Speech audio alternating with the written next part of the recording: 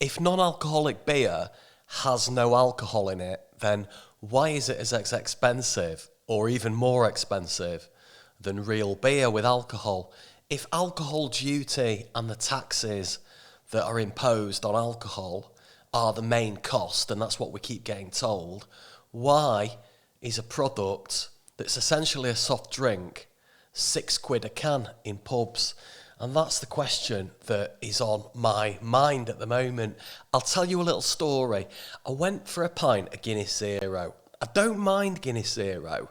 It's actually all right. And I've been to a bar before where it's on a nitro keg surge tap. So not like the little widgets that you get in Tesco. It was actually on a proper pump clip where they put the 568ml can into the device and pour it as if they're pouring a pint of real Guinness. And it doesn't taste too bad. And you feel that there's some performance to it and some theatre to it when it's delivered to you. However, most places you go in the UK, I can't speak for Ireland, but in the UK, you have got basically a fridge behind the bar with 500ml cans of this Guinness Zero behind the bar, and usually you're asked to pour it yourself. Now, at first I didn't understand why.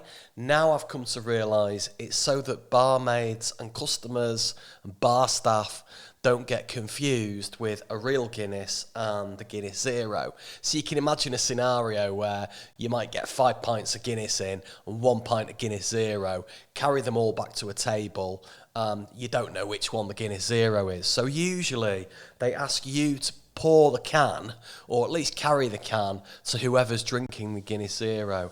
And I've noticed nowadays they might put a Guinness Zero branding on the Guinness glass, but that's not mainstream by any stretch in the UK.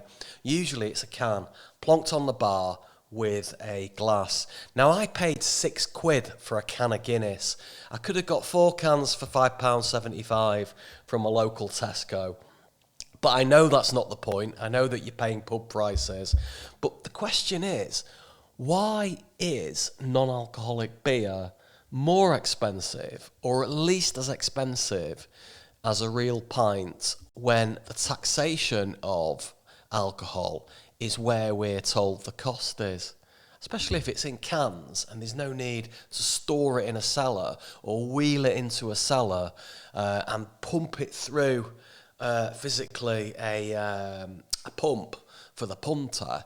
It's basically a can that's sat in a fridge and sold that way. It's not even dispensed by the bar staff. It's given to you as the customer, and they want £6 for it. It's an unbelievable rip-off. So the price of non-alcoholic beer, and it's not just Guinness Zero, I've tried this in different places with different types of beer, as I'm sure you have. If you like a pint, you've probably at some point have had a non-alcoholic beer, and 90% of them taste nothing like beer. We know that. They look like beer, and they quite often have the same consistency as beer. And that's where Guinness Zero is pretty good. It's pretty faithful to the colour and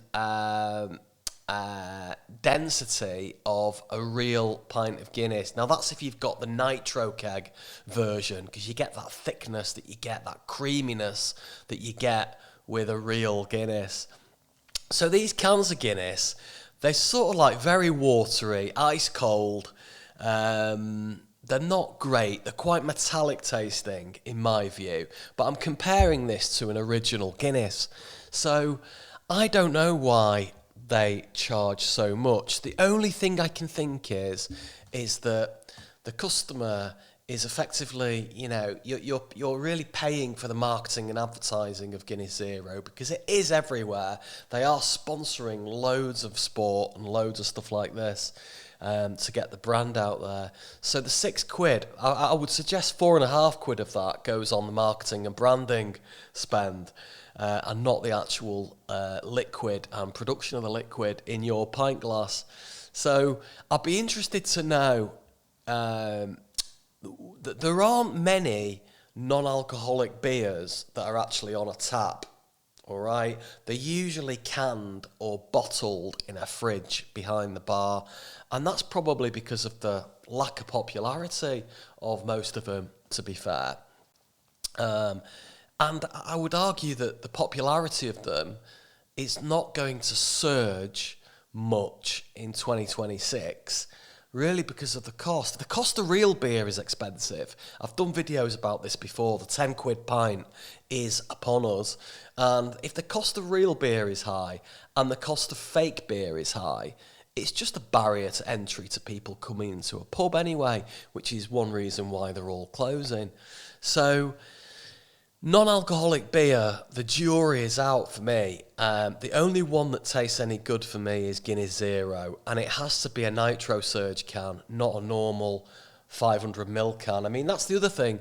The nitro surge cans are 5, 6, 8ml, which, as you know, if you're in the UK, it's a pint. That is a full pint, 568 millilitres of liquid, whereas a can is 500 mils, which is obviously not a pint. So you're getting even less bangs for your buck with a can of Guinness Zero than you would be for a pint of real Guinness. So the question is, are you a fan of real ale? If you are you a fan of fake ale? And what circumstances would you go and have a pint of non-alcoholic beer? For me, I'm usually having it when I'm driving, or if I just don't fancy a drink, I might plump for a can or something different that looks and feels like beer. And I think that's maybe one of the reasons why people are content to spend £6 on a fake beer, and they don't want to spend £1 or £2 on a Diet Coke. I think it's because there's a psychology that means you still feel part of the party and part of the beer vibe if you're drinking what looks aesthetically like a real beer, but it's actually a fake one. So I think they play on that actually with the pricing as well. I don't just think it's down to the marketing. I think it is a psychological cost that people are happy to pay to feel like they are involved in a drinking session. So, yeah, let me know what you think on fake beer. Is it as good as real ale? I don't know. What do you think? Let me know.